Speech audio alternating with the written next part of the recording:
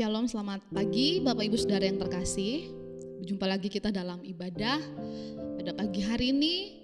Mari Bapak Ibu yang mengikuti ibadah secara online, mari kita persiapkan hati kita, pikiran kita untuk kita mau fokus memuji memuliakan Tuhan, terlebih khusus mendengarkan firman Tuhan. Mari kita tundukkan kepala di hadapan Tuhan, merenungkan kebaikan Tuhan, bahwa kasih Tuhan sungguhlah indah bagi setiap diri kita. Terima kasih Tuhan.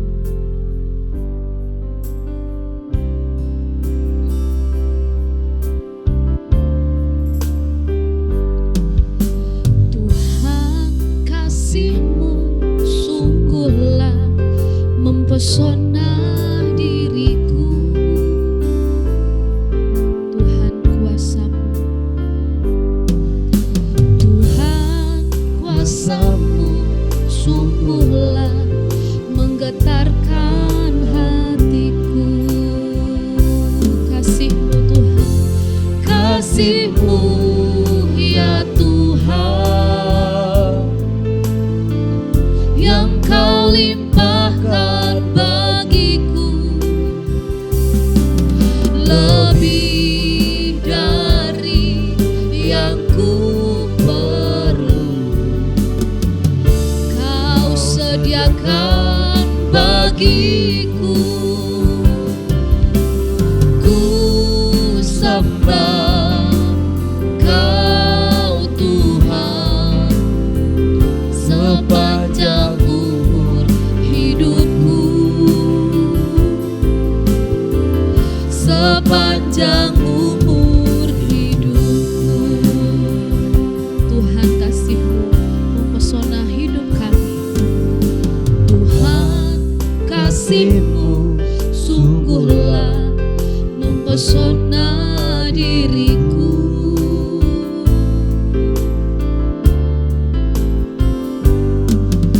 Tuhan, kuasa-Mu sungguhlah menggetarkan hatiku. Kasih-Mu ya Tuhan, kasih-Mu ya Tuhan, yang Kau limpahkan bagiku,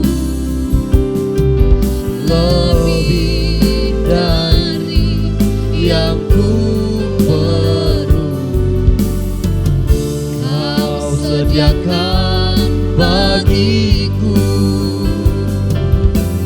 Ku sembah Kau Tuhan sepanjang umur hidupku,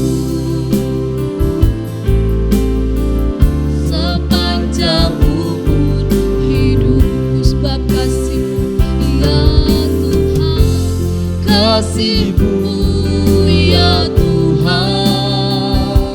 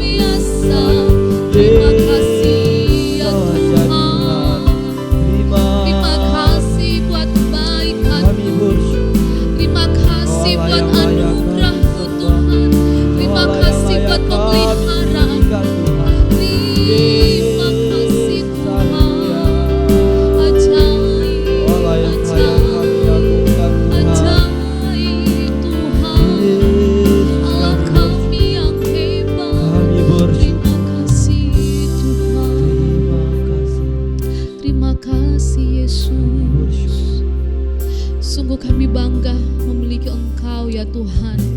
Kasih-Mu besar bagi kami dan kuasa-Mu senantiasa menggetarkan hati kami. Kami bersyukur memiliki Allah yang hebat seperti Engkau ya Tuhan.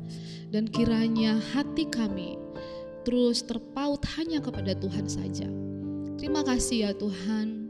Pada pagi hari ini kami akan memuji, bersorak bagi nama-Mu.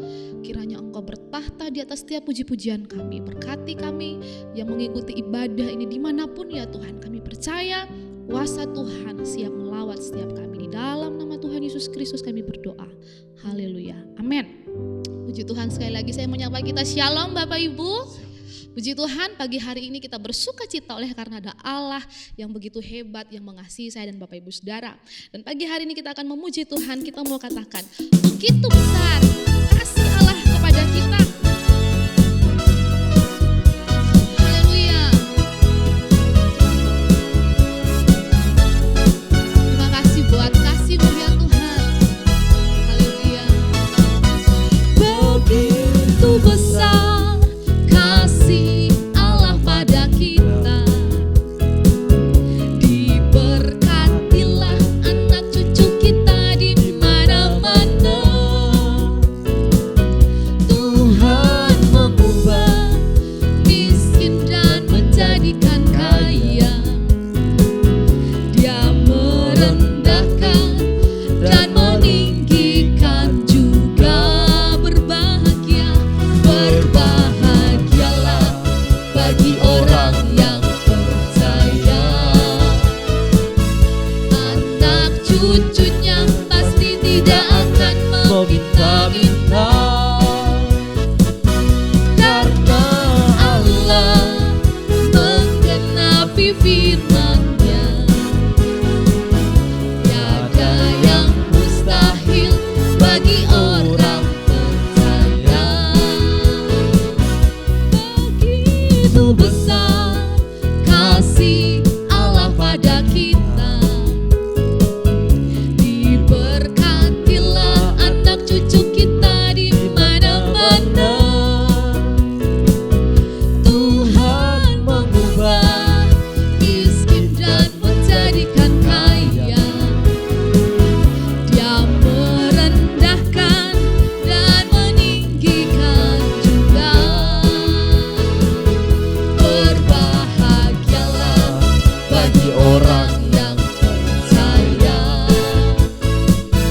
Anak cucunya pasti tidak akan meminta-minta, karena Allah menggenapi firman-Nya. Tiada yang mustahil bagi orang percaya. Tiada yang mustahil, tiada yang mustahil bagi orang percaya. Dengan iman katakan tiada yang mustahil. Tiada yang mustahil bagi orang percaya. Haleluya. Dia adalah kekasih jiwa kita, namanya Yesus. Haleluya. Yesus kekasih jiwaku, sungguh ku percaya padamu. Karena kasih-Mu padaku, Kau tebus dosaku. Dari terbitnya matahari dan sampai terbenamnya, ku angkat lagu pujian, tinggikan nama-Mu. Dengan gendang ku puji dengan kecapi. Oh, ku bernyanyi haleluya. Yesus kekasih, sekali lagi katakan Yesus kekasih. Yesus kekasih jiwaku, sungguh ku percaya padamu. Karena kasih-Mu padaku, Kau tebus dosaku. Dari terbitnya matahari dan sampai terbenamnya, ku angkat lagu pujian, tinggikan nama-Mu. Dengan gendang ku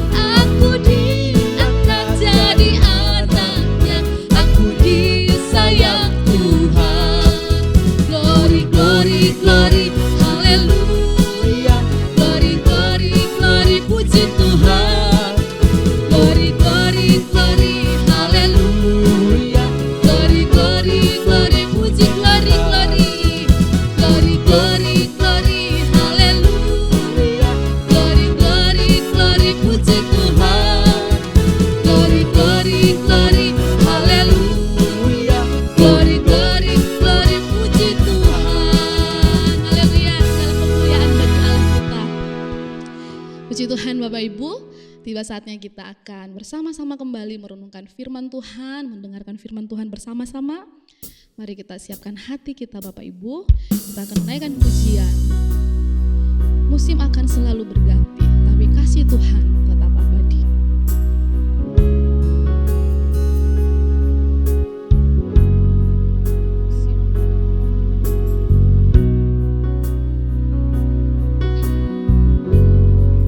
Akan selalu berganti,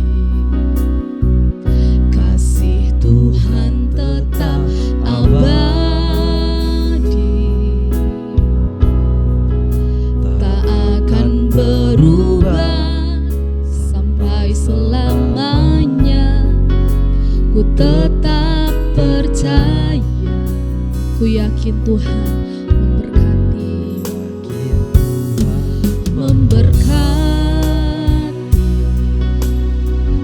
ku yakin Tuhan melindungi, burung di udara Tuhan pelihara, karena kasih-Nya Tuhan selalu menolongku, Tuhan selalu menolongku, selalu menjagaku, sehelai di rambutku tak akan terjatuh tanpa seizinku. Tuhan selalu menolongku, selalu menjagaku, Dia mengenyangkanku dan meliharaku seumur. Tuhan selalu menolongku, Tuhan selalu menolongku, selalu menjagaku, sehelai di rambutku tak akan terjatuh tanpa seizinku. Tuhan selalu menolongku, selalu menjagaku, Dia mengenyangkanku dan meliharaku seumur hidupku. Dia mengenyangkanku dan meliharaku seumur hidup. Terima kasih ya Tuhan, kami bersyukur atas kebaikan-Mu dalam kehidupan kami ya Tuhan. Kami melihat sejauh ini pertolongan Tuhan yang sungguh nyata dalam kehidupan kami. Dan pada saat ini ya Tuhan, kami akan mendengarkan kebenaran firman-Mu. Biarlah kiranya Engkau Allah yang terus mengurapi setiap kami, urapi setiap hamba-Mu yang menyampaikan firman-Mu ya Tuhan. Kami serahkan ke dalam tangan-Mu, dalam nama Yesus, haleluya, amin. Salam Bapak Ibu, Saudara yang dikasihi oleh Tuhan. Kita bersyukur kepada Tuhan di dalam minggu yang kedua daripada bulan Mei ini. Kita mau mendengarkan kebenaran firman Tuhan. Seperti tema daripada bulan ini yaitu tentang keluarga. Dan saya mau menyampaikan firman Tuhan tentang berkat Tuhan atas rumah tangga. Berkat Tuhan atas keluarga orang percaya atau orang Kristen. Bapak Ibu, sebelum kita membahas firman Tuhan, saya ingin menjelaskan ada beberapa pendapat orang mengenai keluarga, di mana pertama seseorang bernama Josh Bernard Shaw menuliskan bahwa sebuah keluarga yang bahagia merupakan surga yang datang lebih awal. Tentunya pendapat ini sangat jelas bahwa keluarga yang bahagia seperti layaknya surga, menghasilkan damai sejahtera, sukacita, dan ketentraman bagi semua orang yang ada di dalamnya. Ada juga yang kedua, seseorang yang bernama Bob Sadino. Dia berkata bahwa rumah mewah bukan jaminan keluarga bahagia, tetapi saling mengasihi, menghormati, memaafkan, itulah kunci daripada keluarga yang bahagia. Kita melihat pendapat daripada Bob Sadino bahwa kebahagiaan dalam keluarga atau dalam rumah tangga tidak diukur berdasarkan materi, tetapi daripada sikap setiap individu, setiap orang yang ada di dalam keluarga tersebut. Khususnya rasa saling mengasihi, ada sikap saling menghormati, saling memaafkan, dan sebagainya. Yang ketiga, ada yang bernama Joseph Addison, dia menuliskan seperti ini. Rasa cinta di sebuah keluarga adalah anugerah hidup yang luar biasa. Joseph Addison mengatakan rasa cinta di sebuah keluarga adalah anugerah. Jadi, sebuah keluarga yang bahagia ada rasa cinta, rasa saling mengasihi dan menyayangi satu dengan yang lain, dan itu adalah sebuah anugerah. Yang keempat, yang terakhir, seseorang tidak diketahui namanya menuliskan bahwa keluarga merupakan mereka yang menghargaimu dan menjadi bagian penting dalam hidupmu. Apa yang Alkitab katakan tentang keluarga? Ini menjadi pertanyaan. Apa yang menjadi kata Alkitab tentang berkat Tuhan atas rumah tangga? Kita buka Alkitab kita sama-sama di dalam Mazmur pasal 127 ayat 1 sampai dengan ayat yang kelima. Saya ulangi sekali lagi, Mazmur 127 ayat 1 sampai dengan ayat yang kelima. Mari kita buka Alkitab kita dan kita mengikuti pembacaan ini. Mazmur pasal 127 ayat 1 sampai 5. Berkat Tuhan pangkal selamat, nyanyian Siara Salomo. Jikalau bukan Tuhan yang membangun rumah, sia-sialah usaha orang yang membangunnya.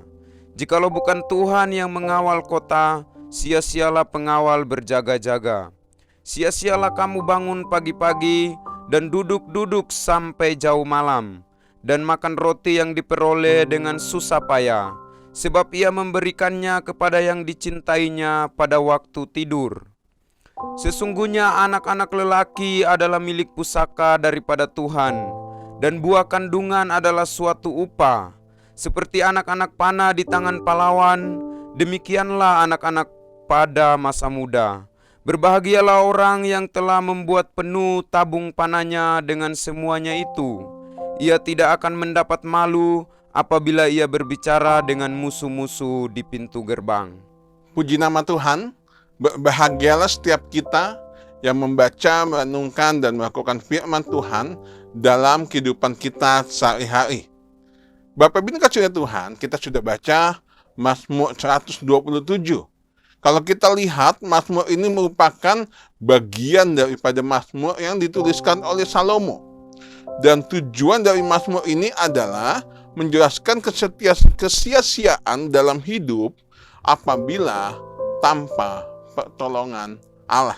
Saya ulangi lagi, tujuan dari Mazmur ini menjelaskan kesia-siaan manusia bila hidup tanpa pertolongan Allah. Kita melihat di dalam dari pasal 127 ayat 1 sampai 5 dituliskan berkali-kali, berulang kali tentang kata sia-sia. Tentunya ini menjadi sebuah penekanan dan bisa dibilang sebagai tema daripada pasal ini, di mana dikatakan sia-sia orang yang membangun rumah bila bukan Tuhan yang membangunnya. Sia-sia orang yang berusaha dari pagi sampai malam jika bukan Tuhan yang memberikan berkat. Atau juga dikatakan sia-sialah kamu mencari berusaha dari pagi sampai malam. Dikatakan juga sia-sialah para pengawal berjaga-jaga kalau bukan Tuhan yang menjaga kota. Saudara, ini kacau oleh Tuhan, kita bisa melihat bahwa pada bagian ini bukan berarti kita melihat pada ayat yang kedua di mana dituliskan bahwa sia-sialah kamu yang bangun pagi-pagi sampai malam, dan sesungguhnya Tuhan memberkati pada waktu tidur. Tetapi kita tidak boleh menafsirkan secara harfiah atau kita plesetkan dengan bagian ini, artinya udah, kalau gitu kita tidur saja, nanti Tuhan akan berkati. Itu keliru. Tidak demikian. Ya, tetapi Bapak Ibu yang dikasihi oleh Tuhan, kita harus mengingat daripada bagian ini adalah penekanannya semua akan menjadi sia-sia apabila kita terus berusaha sekuat tenaga tanpa melibatkan Allah di dalam. Saya ingin mengajak Bapak Ibu semua untuk melihat ayat demi ayat pada pasal ini, di mana Salomo mengawali pasal ini dengan kata penghubung, jikalau. Kata ini berfungsi menghubungkan bagian sebelum dan sesudahnya. Ya, di mana kita lihat jikalau bukan Tuhan yang membangun rumah, sia-sia orang yang membangunnya. Jikalau bukan Tuhan yang mengawal kota, sia-sialah para pengawal berjaga-jaga.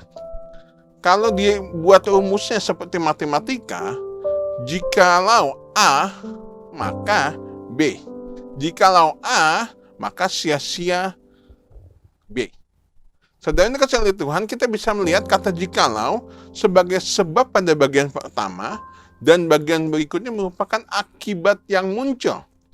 Contohnya kalau dalam hidup kita, saya kasih contohnya untuk memudahkan. Jika kita atau mungkin jika saudara atau anak-anak muda atau siapa yang sedang sekolah, jika kita belajar sungguh-sungguh, maka akan mendapatkan hasil yang baik. Jika kita mengendarai kendaraan dengan hati-hati, memperhatikan rambu lalu lintas, maka kita akan tiba dengan selamat di tempat tujuan. Bapak Ibu ini kasih oleh Tuhan, bagian ini kita bisa melihat kata jikalau sebagai penghubung daripada bagian sebelum dan sesudahnya. Tetapi kita bisa melihat bagian ini merupakan pengakuan daripada Salomo bahwa Allah lah yang merupakan pribadi berdaulat penuh dalam hidup seseorang. Salomo menyadari bahwa Allah berdaulat penuh dalam kehidupannya. Oleh karena itu, Salomo menempatkan posisi Tuhan pada bagian pertama atau pada bagian sebab, dan hasil atau dampaknya pada bagian berikutnya. Dengan demikian, pada bagian awal dari pasal ini dapat dipahami seperti ini. Jika bukan Tuhan yang membangun rumah, itu bagian awal, maka hasilnya sia-sia para tukang bangunan yang membangunnya. Ya. Yang kedua, jikalau bukan Tuhan yang mengawal kota, itu bagian awalnya, hasilnya apa? Maka sia-sia pengawal berjaga-jaga. Dari sini kita bisa melihat artinya adalah sekalipun manusia sudah melakukan usaha, manusia sudah berusaha sekuat tenaga, tetapi jika tidak disertai dengan campur tangan Allah, maka semuanya akan menjadi sia-sia. Saya katakan akan menjadi sia-sia. Saudara ini kasih oleh Tuhan, saya ingin mengutip istilah yang dipakai oleh saudara kita, yaitu orang Muslim, di mana mereka memakai kata yang biasa mereka ucapkan, insya Allah. Insya Allah yang artinya adalah jika Allah mengkehendaki. Saya menjumpai beberapa rekan saya, waktu saya sedang kuliah S3, dan beberapa teman-teman saya banyak mayoritas dari orang Muslim. Dan saya mengamati dalam berbagai hal, bahkan yang sederhana pun, mereka selalu menggunakan kata ini, insya Allah. Dan kalau kita lihat, kenapa mereka melakukan demikian? Mereka menyadari bahwa sekalipun manusia sudah berusaha sekuat tenaga, namun bila tidak dikehendaki oleh Allah, maka akan menjadi sia-sia atau percuma. Di dalam Alkitab pun kita juga ada yang mendukung seperti yang diucapkan oleh saudara kita ini. Kalau Alkitab ini di dalam Yakobus 4 ayat 15 dikatakan seperti ini. Sebenarnya kamu harus berkata, jika Tuhan mengkehendakinya, kami akan hidup dan berbuat ini dan itu. Saya ingin menggarisbawahi pada bagian jikalau Tuhan mengkehendakinya. Jika memang kehendak Tuhan, kami akan berbuat ini dan itu. Oleh karena itu saya katakan ayat ini selaras dengan firman Tuhan yang kita mau bahas pada hari ini. Bahwa manusia boleh berusaha, manusia boleh melakukan sekuat tenaga, manusia boleh berusaha sebaik mungkin, namun harus tetap menyadari bahwa segala sesuatu harus disertai oleh Allah. Dengan demikian yang kita lakukan tidak seperti usaha menjaring angin, tidak seperti sesuatu yang sia-sia. Saudara ini kasih lihat Tuhan. Ada sebuah kata-kata bijak tertulis seperti ini. Tanpa Tuhan, kehidupan tidak memiliki tujuan. Tanpa tujuan, hidup tidak memiliki makna. Tanpa makna, kehidupan tidak memiliki harapan. Pernyataan ini menunjukkan bahwa tanpa Tuhan, maka hidup tidak ada tujuan, tidak ada makna, tidak ada harapan.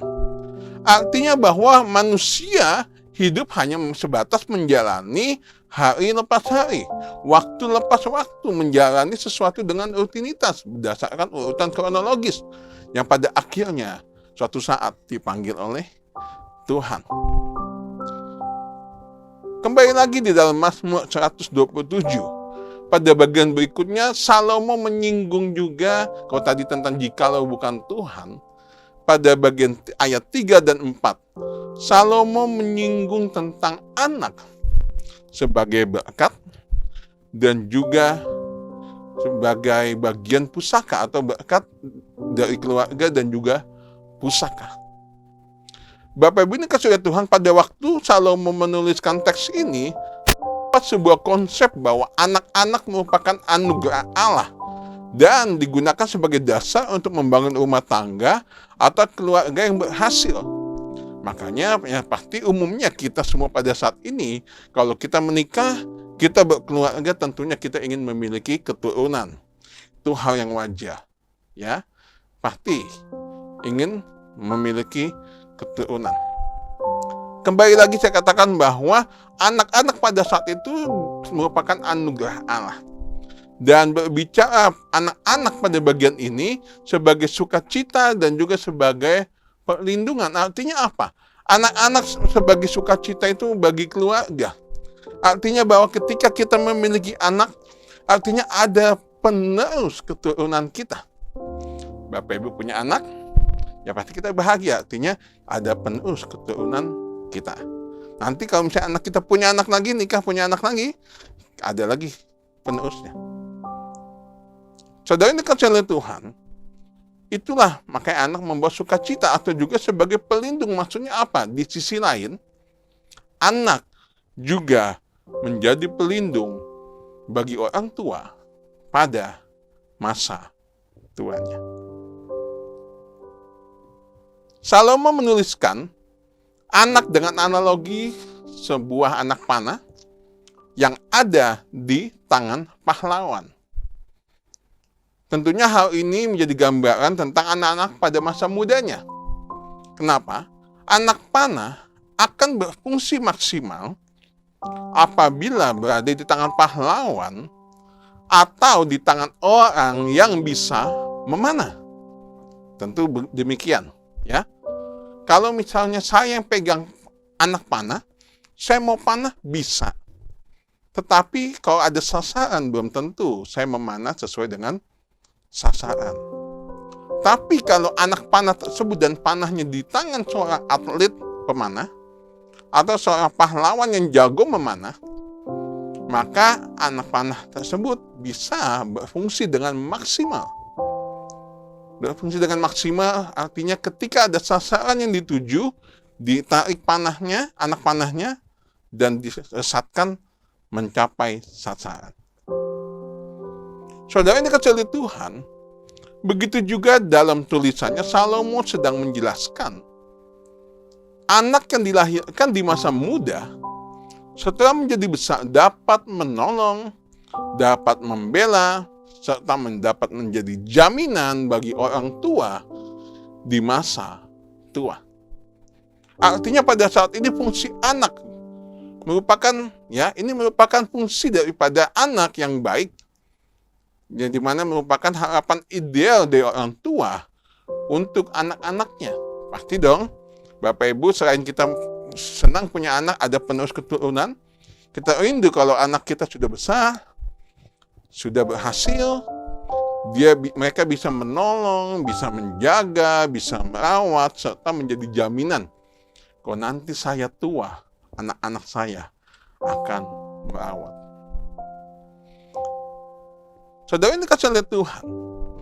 Pada bagian yang terakhir, kita lihat juga pada bagian yang terakhir, Salomo menuliskan dengan kata berbahagialah. Berbahagialah apa? Yaitu masih kelanjutan dari ayat yang keempat. Berbahagialah bagi orang-orang yang memiliki tabung yang berisi tempat anak-anak panah, tetapi tabung tersebut penuh.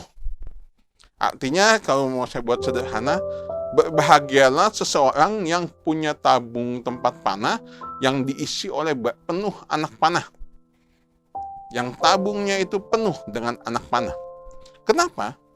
Karena seorang prajurit atau seorang pahlawan pertempuran ketika mereka sedang perang pada saat itu, ada sebuah tradisi, tabung panah yang penuh dengan anak panah menjadi jaminan seseorang itu dapat pede atau percaya diri untuk berperang. Inilah sebabnya Salomo menuliskan berbahagialah. Kenapa?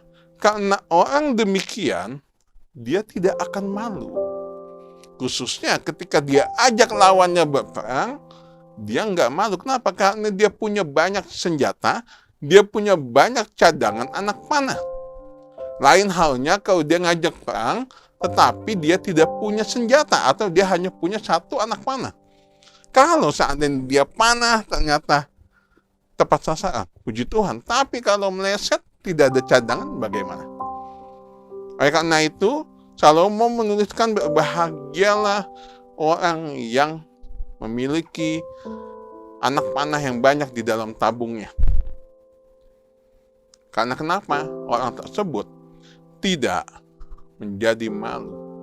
Artinya pun kalau orang tersebut bertarung, dia perang, kalaupun dia kalah, setidaknya dia tidak kalah secara konyol. Ya, dia berperang sudah siap dengan modal senjata dan tidak kalah dengan konyol. Saudara ini kasih oleh Tuhan. Yang menjadi pertanyaan tadi kita bisa melihat sebetulnya kalau secara tidak langsung dalam penjelasan saya dari Mazmur 127 ayat 1 sampai 5, berkat Tuhan bicara tentang penyertaan Tuhan, berkat Tuhan bicara tentang anak-anak, berkat Tuhan juga bisa bicara tentang bagaimana nama baik. Nah, pertanyaannya tadi sudah saya jelaskan, pertanyaan yang sekarang adalah bagaimana respon kita dalam menangani atau bagaimana kita meresponi berkat Allah sesuai dengan Mazmur 127 yang tadi kita bahas. Bagaimana respon kita? Saya ingin membahas dalam 3 hal. Yang pertama, respon yang bisa kita lakukan adalah yang pertama, menyadari bahwa Allah berdaulat penuh dalam hidup kita. Saya ulangi sekali lagi bahwa respon yang penting yang pertama adalah menyadari secara penuh bahwa Allah berdaulat atas hidupmu. Katakan amin. Saudara ini oleh Tuhan, setiap orang perlu memahami bahwa Allah berdaulat atas seluruh hidup manusia. Tentunya jika tiap orang punya pemahaman seperti ini, pemahaman ini akan bermuara pada tindakan nyata, di mana mereka akan melibatkan Tuhan dalam sepanjang kehidupannya.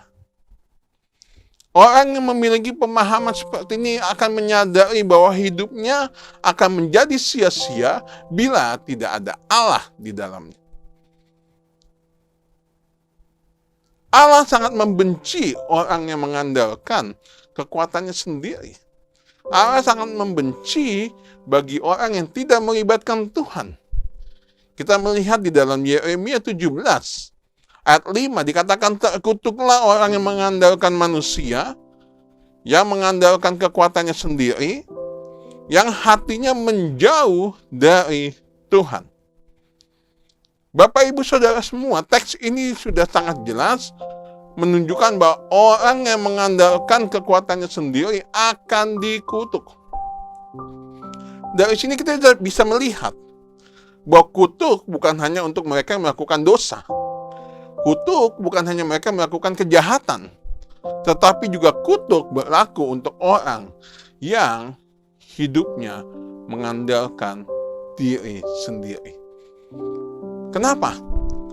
Artinya kita bisa melihat Allah menyamaratakan porsi antara orang yang berbuat dosa, antara orang yang berbuat kejahatan, dengan orang yang hatinya menjauh dari Tuhan, atau orang yang mengandalkan diri sendiri. Saudara, ini kacau oleh Tuhan. Kenapa Tuhan begitu membenci bahkan sampai mengutuk? Pertanyaannya, ini dapat dijawab dengan karena orang yang mengandalkan manusia atau orang yang mengandalkan kekuatannya sendiri cenderung hatinya menjauh dari Tuhan. Orang yang mengandalkan kekuatan diri sendiri, hatinya cenderung jauh dari Tuhan.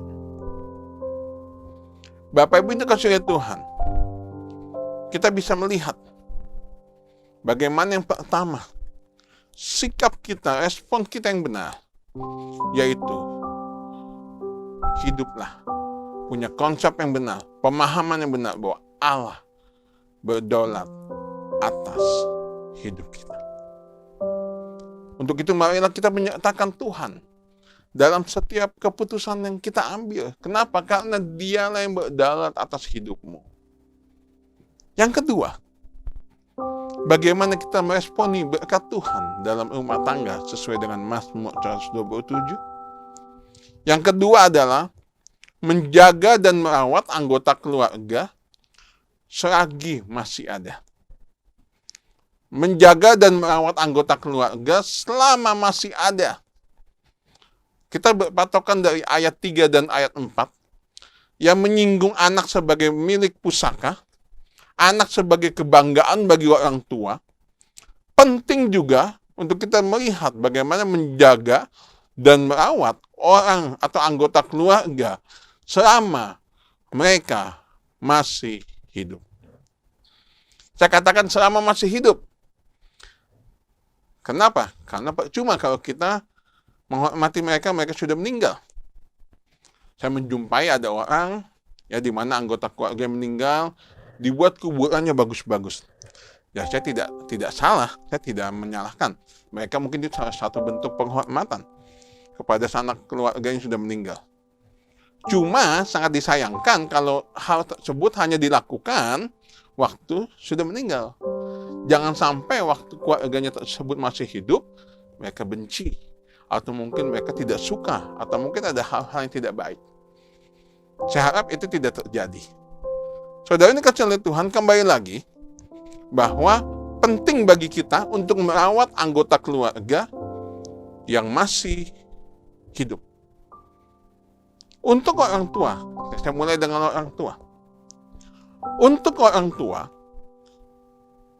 percayalah bahwa setiap anak adalah titipan Tuhan.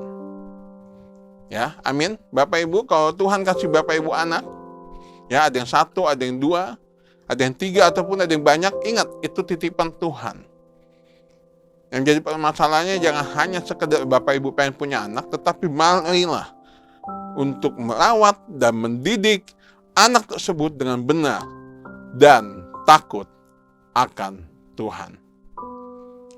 Dengan demikian saya mau mengajak orang tua harus bisa mendidik dengan baik. Salah satunya apa? Orang tua harus memberikan contoh. Orang tua harus memberikan teladan bagi anak-anaknya. Saya punya anak namanya Jaden. Dia itu suka ikut-ikuti atau meniru yang saya atau istri saya lakukan. Salah satunya yang dia tiru adalah kalau kami berdoa, awalnya dia ikut-ikutan lipat tangan. Tapi lama-lama kalau misalnya kita mau berdoa, Jaden kita berdoa, dia mulai tahu lipat tangan, walaupun nggak selalu lipat tangan. Tetapi kadang-kadang dia tahu, oh ini papa mamanya lagi doa, dia lipat tangan. Anak kecil atau anak-anak mudah meniru orang tua. Ada sebuah pernyataan yang berbunyi seperti ini. Satu teladan berbicara lebih banyak daripada 1000 kata-kata. Saya ulangi, satu teladan berbicara lebih banyak daripada 1000 kata-kata. Tentunya ini menjadi sebuah dorongan bagi orang tua untuk menyadari bahwa keteladanan itu jauh lebih penting daripada nasihat. Beberapa tahun lalu, kurang lebih 5 tahun lalu, ada survei, yaitu melalui penelitian skripsi yang ditulis oleh mahasiswa STTIBC, tentang figur yang diharapkan remaja dari seorang ayah. Dari hasil survei yang dilakukan, jawaban tertinggi dari survei tersebut adalah para remaja menginginkan ayah atau orang tua mereka dapat menjadi teladan, dapat menjadi role model, dapat menjadi figur yang baik bagi mereka. Tentunya alasan mereka dipengaruhi oleh ada banyak hal-hal yang tidak baik. Ada yang pernah dilecehkan, ada yang pernah mungkin diperlakukan tidak baik, atau mungkin orang tuanya tidak memberikan contoh yang baik. Oleh karena itulah jawaban yang muncul, orang tua harus menjadi teladan. Saudara ini kecil Tuhan, hasil survei ini memang hanya survei, tetapi tidak ada salahnya kita menjadikannya sebagai alarm, sebagai reminder, pengingat bagi kita bahwa orang tua itu punya peranan yang penting untuk bisa menjadi teladan bagi anak-anaknya. Sekarang saya mau bahas untuk anak-anak. Anak-anak, jangan lupa giliranmu sekarang. Ingat, sayangi orang tuamu selama mereka masih hidup. Artinya, sudah menjadi tanggung jawab anak-anak untuk mengasihi orang tua. Saya katakan anak-anak di sini bukan hanya bicara anak kecil, bukan bicara remaja, tapi siapa saja yang merasa masih memiliki orang tua. Berarti dia adalah anak. Saudara ini kecil Tuhan, marilah bagi kita, kalau kita masih memiliki orang tua, marilah kita belajar untuk mengasihi dan merawat orang tua kita selama masih hidup. Mungkin pertanyaannya, aduh Pak, orang tua saya itu begitu jahat sama saya. Orang tua saya sudah pernah melecehkan saya. Orang tua saya itu bajingan. Orang tua saya itu sudah menimbulkan akal pahit dalam hidup saya. Firman Tuhan katakan, hormatilah orang tuamu. Artinya bagaimanapun orang tuamu, mau mereka jahat, mau mereka tidak dapat menjadi teladan, mau mereka sudah mengecewakanmu atau yang lainnya, mereka tetap orang tuamu. Mungkin mereka gagal menjadi orang tua, tetapi kita sebagai anak-anak harus tetap menghormatinya. Susah, Pak. Bagaimana saya bisa menghormati, bisa mengasihinya kalau saya sudah merasa kecewa? Minta Tuhan untuk memampukan supaya kita bisa mengasihi meskipun kita pernah disakiti. Saudara kasih Tuhan, saya ulangi sekali lagi. Bagaimanapun keadaan orang tuamu, mau mereka sejahat apapun, tidak ada orang tua yang sempurna di dunia ini. Tidak ada orang tua yang sempurna. Tetapi tugas saya sebagai anak, mari hormati dan juga sayangi mereka. Banyak hubungan orang tua dan anak-anak yang rusak. Tetapi pada hari ini, firman Tuhan mengingatkan bagaimana berkat itu bisa turun, yang dituliskan oleh Salomo bisa terjadi dalam hidup kita. Mulai daripada adanya pemulihan antara anak dan orang tua, dan juga orang tua dan anak. Saudara kasih Tuhan, seseorang bernama Albert Hubbard atau Albert Hubbard menuliskan, apapun yang telah Anda lakukan untuk diri Anda sendiri atau untuk kemanusiaan, jika Anda tidak memberi cinta dan perhatian terhadap keluarga Anda sendiri, lalu apa yang Anda lakukan? Saudara, kita bisa lihat tulisan Albert ini dengan jelas bahwa segala sesuatu dimulai dari keluarga. Keluarga itu sangat penting. Artinya kita mau melakukan hal yang luar biasa di sana, kita mau melakukan banyak aksi, tapi kalau kita tidak memperhatikan keluarga, akan jadi pertanyaan, apa yang sudah kamu lakukan? Artinya adalah semua bermula dari keluarga. Yang ketiga, yang terakhir, bagaimana kita meresponi berkat Tuhan? Seperti yang tertulis di Mazmur 127. Yang ketiga, yaitu menjaga nama baik dengan perilaku hidup yang benar. Saya katakan menjaga nama baik dengan perilaku hidup yang benar. Pada ayat 5, Salomo menuliskan bahwa kondisi tabung panah yang penuh dan hasilnya tidak mendapat malu apabila berbicara di depan musuh di pintu gerbang. Seperti yang saya sudah jelaskan tadi pada bagian awal, ya, di mana penuhnya tabung panah tidak membuat seorang pahlawan nekat dan konyol dalam menantang musuh. Dan Salomo menyebutkan penuhnya tabung panah dengan anak panah itu merupakan suatu hal yang bahagia. Artinya, saya katakan tadi sudah dijelaskan, seorang pahlawan, dia benar-benar siap untuk berperang. Respon yang bisa kita lakukan adalah yang ketiga atau yang terakhir, yaitu menjaga nama baik keluarga dengan sikap hidup atau perilaku hidup yang benar. Bapak Ibu yang dikasihi Tuhan, menjaga nama baik sangat penting, tapi juga bisa dikatakan sulit untuk dilakukan apabila sudah ada cap negatif dari orang lain kepada kita. Saya katakan, salah satu hal yang sulit untuk dilakukan adalah mengubah cara pandang orang lain tentang kita. Terlebih kalau kita sudah melakukan kesalahan. Kenapa? Manusia memiliki kecenderungan untuk melihat yang negatif daripada yang positif. Meskipun seseorang sudah berubah, seseorang sudah bertobat, yang diingatnya yang negatif. Contoh, si A itu suka ngutang. Si B itu suka modus kalau ada maunya. Si C suka minjem barang tapi lupa balikin. Atau si D dia suka selingkuh dan sebagainya. Udah ada label tentang diri kita. Oleh karena itu Bapak Ibu, nobody is perfect, tidak ada manusia sempurna. Tetapi marilah kita hidup dengan sungguh-sungguh. Supaya apa? Kita tetap menjaga nama baik. Nama baik kita, nama baik keluarga. Saya mau katakan kalau nama baikmu sudah tercemar, sangat sulit.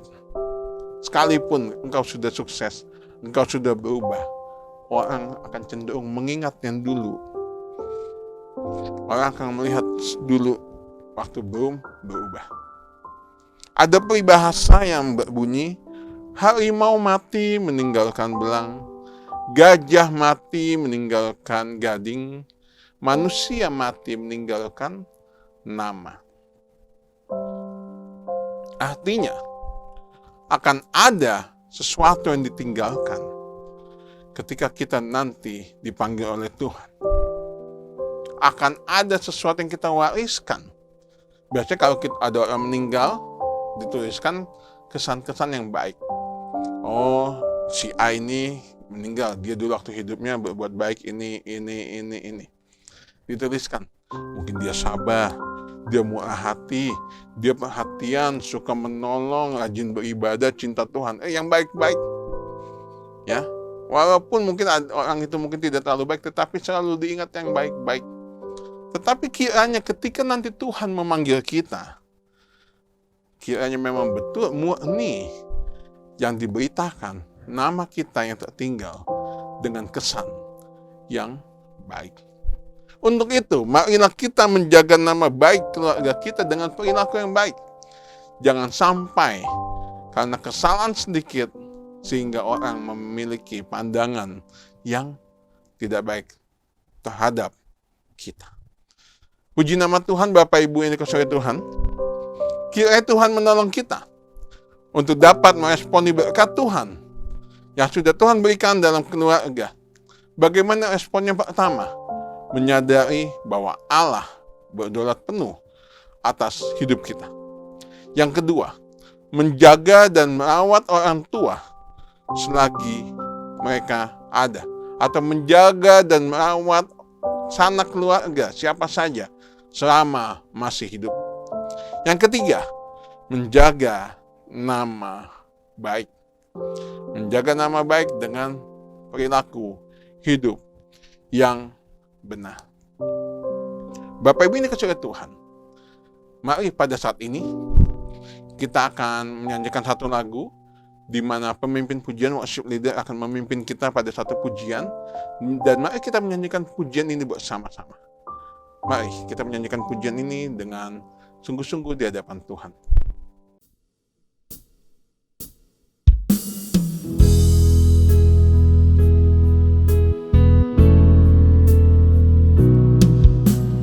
Aku dan seisi rumahku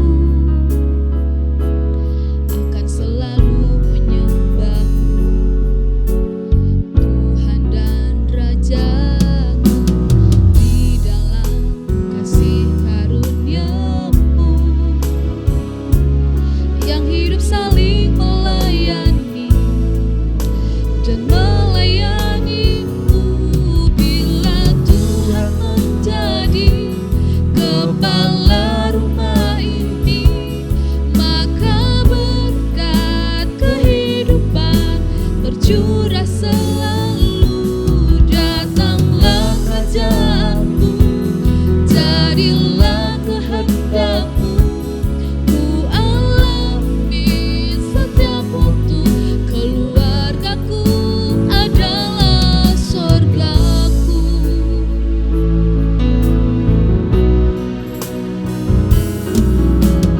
Aku dan seisi rumahku akan selalu menyembah-Mu, Tuhan dan Raja-Ku, di dalam kasih karunia-Mu yang hidup saling melayani dan melayani-Mu. Bila Tuhan menjadi kepala rumah ini, maka berkat kehidupan curah selalu. Datanglah kerajaan-Mu, jadilah kehendak-Mu, ku alami setiap waktu. Keluargaku adalah sorgaku. Bila Tuhan menjadi kepala